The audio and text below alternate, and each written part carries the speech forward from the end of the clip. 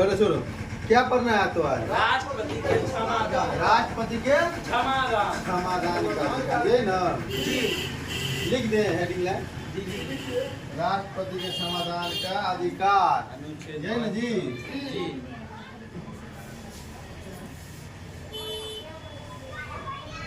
राष्ट्रपति के क्षमादान का अधिकार, ठीक है जी।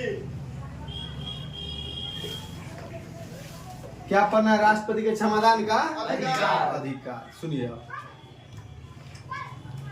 राष्ट्रपति को कितने प्रकार का क्षमादान का अधिकार मिला? कितने प्रकार का? 5 प्रकार का। इसमें आप नंबरिंग पहले कर लीजिए, 1 2 3 4 5, ठीक है।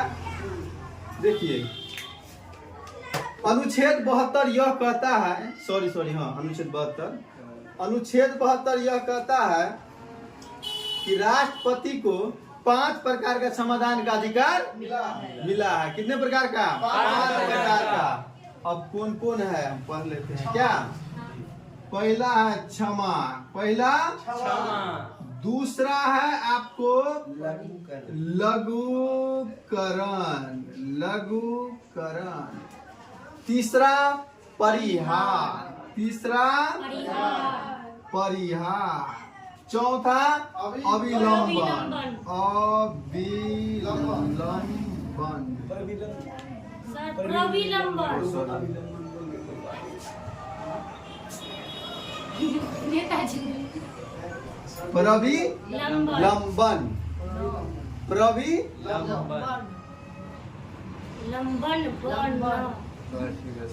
ठीक है, गलती लिखा गया था। और चौथा पांचवा है विराम, ठीक है, ठीक है। देखो, क्षमा, पहला क्षमा। आप क्षमा को पहले समझिए। इसके तहत राष्ट्रपति सजा को बिना शर्त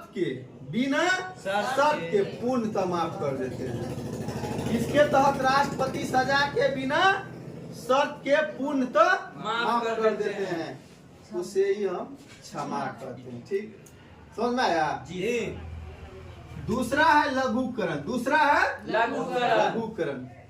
लघुकरण को समझिए। लघुकरण, इसके तहत सजा को प्रकृति में परिवर्तन किया जाता है, जिसे हम लघुकरण कहते हैं।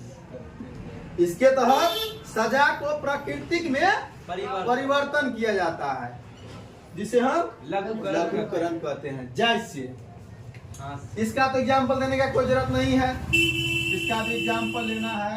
एग्जाम्पल क्या है जी? पूर्णतः माफ, सजा को पूर्णतः माफ कर देता है बिना शर्त माफ। चलो, लघुकरण, इसका एग्जाम्पल देखो।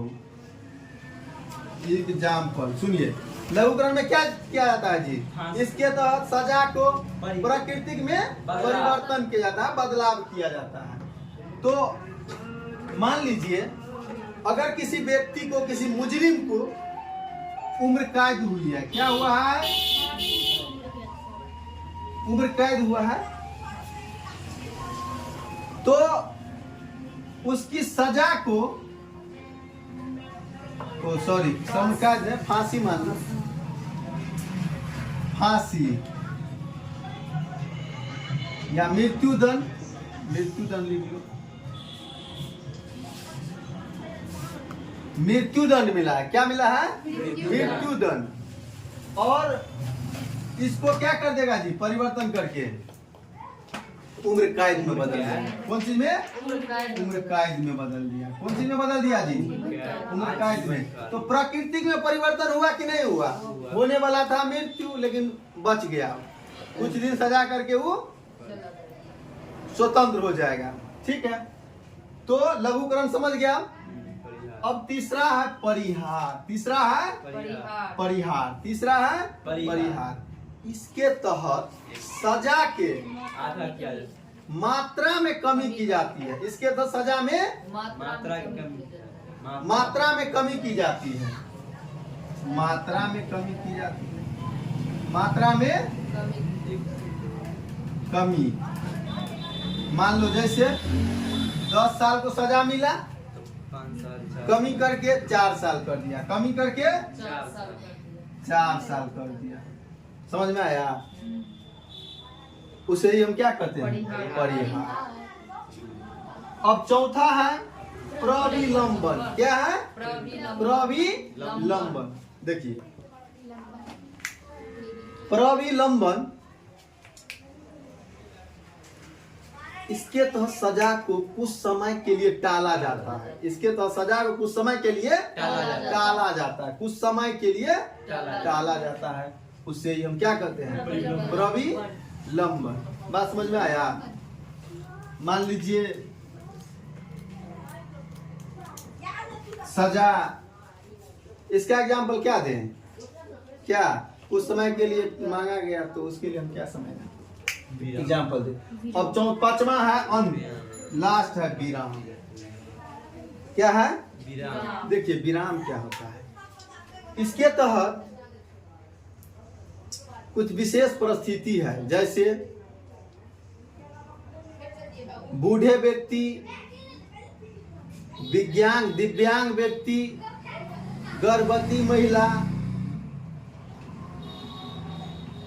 के सजा पर रोक लगाया जाता है। के सजा पर रोक लगाया जाता है। किस किस पे? बुजुर्ग व्यक्ति, दिव्यांग व्यक्ति, गर्भवती महिला के सजा पर क्या किया जाता है जी? रोक लगाया जाता है, जिसे ही हम विराम कहते हैं, जिसे ही हम विराम कहते हैं। एक बार बोलो तो, क्षमा किसे कहते हैं?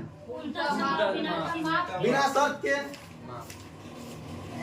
सजा को माफ कर देना ही क्षमा कहलाता है। लघुकरण। इसके तहत सजा के प्राकृतिक में परिवर्तन किया जाता है, जिसे हम लघुकरण कहते हैं। परिहार, सजा की मात्रा में, इसके तहत सजा के मात्रा में कमी की जाती है। अगर किसी व्यक्ति को 10 साल का मिला है, उसको सजा को कम करके 4 साल कर दिया गया। समझ में आ गया? उसे हम क्या कहते हैं? परिहार। चौथा है प्रविलंबन। चौथा है परिविलंबन। इसके तहत ये भी लिखिए, इसके तो सजा को टाला, कुछ समय के लिए टाला जाता है। सजा को कुछ समय के लिए टालना। इसके तहत सजा को कुछ समय के लिए टालना। उस समय के लिए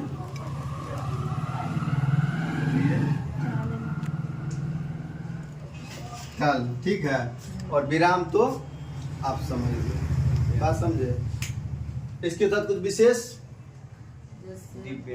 जैसे दिव्यांग, बुजुर्ग व्यक्ति, गर्भवती महिला को सजा पर रोक लगाया जाता है,